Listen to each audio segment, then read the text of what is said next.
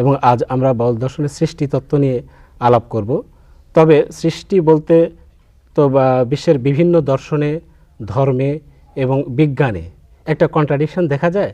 বিজ্ঞানে সৃষ্টি তত্ত্বটা কিভাবে এসেছে এটা একটু বলবেন আমাদের। সৃষ্টি তত্ত্ব শব্দটা আমরা বিজ্ঞানে এটা ব্যবহার করতে চাই না। সৃষ্টি তত্ত্ব বললেই এটি একটা ধর্মীয় বিশ্বাসের সঙ্গে বা প্রাচীন দর্শনের সঙ্গে সম্পৃক্ত হয়ে পড়ে। যেমন বাইবেলে এক ধরনের সৃষ্টির তত্ত্বের কথা বলা আছে, আমাদের পবিত্র কোরআনেও কিছু ওই সৃষ্টি তত্ত্ব সম্পর্কে ঋগ্বেদেও সেটা বলা আছে। আবার হিন্দু ধর্মের যে বড় বড় পুস্তকগুলো যেমন বেদ, উপনিষদ, শ্রীমদ্ ভগবদ গীতা, এমনকি পুরাণেও, মনুসংহিতাতেও এই সৃষ্টির বিষয় নিয়ে বিশদ আলোচনা আছে কম বেশি। বিজ্ঞান একটু বিশেষ দৃষ্টিকোণ থেকে জিনিসগুলো দেখে। নিউটনই প্রথম একটা মহাবিশ্বের একটা চিত্র গাণিতিকভাবে তুলে ধরেন তার দুটো বিখ্যাত সূত্রের মধ্য দিয়ে। একটা হচ্ছে আমরা বলি যে সেটা হচ্ছে গতিবিদ্যার সূত্র, আর একটা হচ্ছে মহাকর্ষীয় সূত্র। এই দুটো সূত্রের গ্রন্থনে তিনি একটা মহাবিশ্বের প্রথম পরিচ্ছন্ন একটা ছবি তুলে দিলেন। আমরা একটু পেছনে যেতে চাচ্ছি, সেটি হচ্ছে যে মহাবিশ্ব সৃষ্টি হলো কিভাবে, যে big bang theory Stephen Hawking. পেছনে না, ওটা আরো সামনে আসবে। আগে নিউটনের কালে বা তারপর এখনো বর্তমানেও কিছু কিছু পণ্ডিত আছেন যে মহাবিশ্ব সৃষ্টির কোনো সূচনা ছিল না এবং এর কোনো শেষও নাই, এটি আদিতেও ছিল, অনন্তেও থাকবে। এইটি হচ্ছে একটা মতবাদ। এইটিকে আরও গাণিতিক সূত্রে প্রতিষ্ঠিত করেন নার্লিকল এবং হয়েলের একটা সূত্র আছে, যেটাকে আমরা বলি স্থির বিশ্বচিত্র। অর্থাৎ এর কোনো জন্মের কোনো কাল ছিল না, আর এর সমাপ্তিরও কোনো কাল নেই। এই আদিকালেও ছিল এবং অনাদিকাল ধরেই চলতে থাকবে। সৃষ্টির সেই জায়গায় ইন্ডিকেশন করতে চাচ্ছিলাম যে ব্রহ্মাণ্ডটা কিভাবে সৃষ্টি হলো, কোন থিওরির বলে। আমরা যে মহাবিশ্বকে আজকে দেখতেছি অনেকটা অসীম বলে মনে হয়, এইটি এক সময় একটা বিন্দুতে ছিল। এইটিকে আমরা বলি ফিজিক্সের ভাষায় বলি সিঙ্গুলারিটি বা অদ্বৈত বিন্দু। তো এইখানে সমস্ত কিছু পুঞ্জীভূত অবস্থায় ছিল। এবং সেটা মনে হয় বাংলায় আর একটু সহজ করে বলা হয়েছে যে মটরশুটির দানার মতো সেই।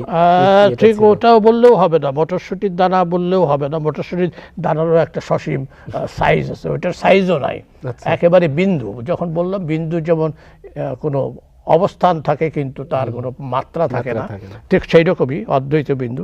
সেখানেই আমরা যে আজকাল যে জড় পদার্থ দেখি, শক্তি দেখি, সমস্ত কিছু পুঞ্জীভূত আকারে ওখানে ছিল।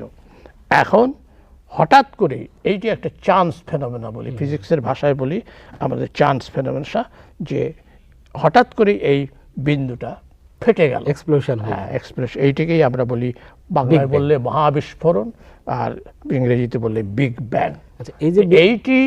এই বিস্ফোরণটা ঘটেছিল প্রায় আজ থেকে 1500 মোটামুটি রাফ হিস্ট্রি ব্যাক ক্যালকুলেশন করে বলা যায় যে এইটা যে গতিতে প্রসারিত হচ্ছে সেই গতিতে যদি আমরা এটাকে সংকোচনটা হিসাব করি তাহলে দেখা যায় প্রায় 1500 কোটি বছর আগে এই অদ্বৈত বিন্দু ছিল। সেখান থেকে এটা তার এই যে অদ্বৈত বিন্দু, এর ভেতর পার্টিকেলস কি ছিল? কিছুই ছিল না, নাথিং। এর মধ্যে একেবারে ভ্যাকুয়ামও বলা যাবে না। এখানে বলা যেতে পারে যে আমাদের যে এখনকার যা দেখছি তার আদি বিন্দু ওইখানে সূচনা হয়েছে, এখন শূন্য বলা যেতে পারে। তাহলে স্যার এখানে ওই যে শ্রীমদ্ ভগবতে মনে হয় এভাবে একটা কথা আছে, শূন্য শব্দ সত্তা। তা আছে, কিন্তু আমরা ওই ভগবদ গীতার আমরা গীতায় যাচ্ছি না, কিন্তু একটা রিলেট করতে পারি যে ওখানে রিলেট তো অনেকভাবেই করা যায় নানান জায়গা থেকে। যেমন উপনিষদে বলা হয়েছে যে সৃষ্টির আদি বিন্দু হচ্ছে হিরণ্যগর্ভ, সেটা যেটাকে ইংরেজিতে বলা হয়েছে, ইংরেজি পাশ্চাত্য পণ্ডিতরা তার ইংরেজি করেছেন কসমিক এ, এবং সেইটাই ফেটে যায়। ফেটে যাওয়ার পরে সেই দিক দিয়ে এক ধরনের সিমিলারিটি অবশ্যই পাওয়া যেতে পারে। সে অন্য ধর্মগ্রন্থ খুঁজলেও হয়তো পাওয়া যাবে। আর তো যাই হোক, আমি যেখান থেকে শুরু করেছিলাম সেইখানে হচ্ছে ওই আদিবিন্দুতে যখন শুরু হলো, ফেটে গেল, তখন থেকেই স্থানের সূচনা, সময়ের সূচনা। এবং এর আগের ক্ষণটিকে জিরো টাইম বলা হয়, জিরো টাইম বলতে পারি। বাউল দর্শনে যেটা বলা হয়ে থাকে কারের কথা আমরা এর আগে আলোচনা করেছি, অন্ধকার, নৈরাকার, ধন্ধকার, কুয়াকার, তার এভাবে আসলো, অর্থাৎ কয়েকটা স্টেজ আসলো। আমরা এই যে আপনি যেটা বলেছিলেন যে বিগিনিং যে পয়েন্ট যেটা, যেখানে থেকে যে পয়েন্ট থেকে আমাদের এই ইউনিভার্সের বিগিনিং শুরু হলো, তার আগে কি এই কারগুলির এক্সিস্টেন্স বাউলরা বলছে আর কি, বাউল দর্শনে বলছে? ফিজিক্সের যে এক্সিস্টিংস লগুলো আছে আমরা সেই ভিত্তিতেই সবগুলো বিশ্লেষণ করি। তো ওই যে অদ্বৈত বিন্দুর কথা বললাম, জি, জি। সেই অদ্বৈত বিন্দুতে কোনো ল ফিজিক্সের এই লগুলো খাটে না।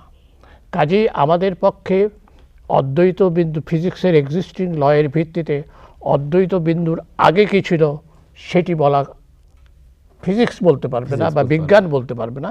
আমরা দর্শনের ভিত্তিতে অনেক কিছুই বলতে পারি। আর দর্শনের একটা সুবিধা আছে, তাদেরকে তো প্রমাণ করতে হয় না, একটা তত্ত্ব দিলেন, তারপর সেই তত্ত্ব নিয়ে বাউলরা যেমন একটা তত্ত্ব দিয়েছে, সৃষ্টির তত্ত্ব দিয়েছে, এমনকি আমাদের সাঁওতাল জনগোষ্ঠী তাদেরও একটা সৃষ্টির তত্ত্ব আছে, তারা ওটাতে বিশ্বাস করে। কাজেই এগুলো হচ্ছে দর্শনের কথা, এগুলো হচ্ছে মতবাদের কথা, এগুলোকে প্রমাণ করতে হয় না। বিজ্ঞানের দৃষ্টিতে সৃষ্টি তত্ত্বকে আমরা কিভাবে ব্যাখ্যা করতে পারি? সৃষ্টি হচ্ছে একটা মুহূর্তে হয়েছিল, তখন সেই সময় আমরা আজকের যে বিশ্ব ব্রহ্মাণ্ড দেখি তার সমস্তগুলো বীজ আকারে বলা যেতে পারে একটা বিন্দুর মধ্যে কেন্দ্রীভূত হয়েছিল, এবং এই যখন এটি বিস্ফোরিত হলো তখন একটা প্রচণ্ড শক্তির আবির্ভাব হলো। সেই শক্তিটাই ক্রমশ জড় পদার্থে পরিণত হলো, এবং জড় পদার্থ এখন জড় এবং শক্তি নিয়েই হচ্ছে আমাদের মহাবিশ্ব। মহাবিশ্ব আবার সংকুচিত হবে, সেটাকে বলে বিগ ক্রাঞ্চ। ওটা যখন বলি যে বিগ ব্যাং, এটা হচ্ছে বিগ ক্রাঞ্চ। আর এর মাঝামাঝি একটা তত্ত্ব আছে যে একটা ক্রিটিক্যাল ডেনসিটি যদি মেনটেন করা যায় তাহলে এইটি হবে দোদুল্যমান বিশ্ব, অর্থাৎ এটা যাবে আবার আসবে, আবার একটা পর্যন্ত আসবে, তারপর আবার বাড়বে। এইটি এখন সবাই এই তত্ত্বের উপরে বিশেষ যাচ্ছে যে দোদুল্যমান মহাবিশ্ব, অর্থাৎ শেষও নাই আরম্ভ, আর ওই জায়গায় আর ফিরে যাওয়ার উপায় হয়তো নাই।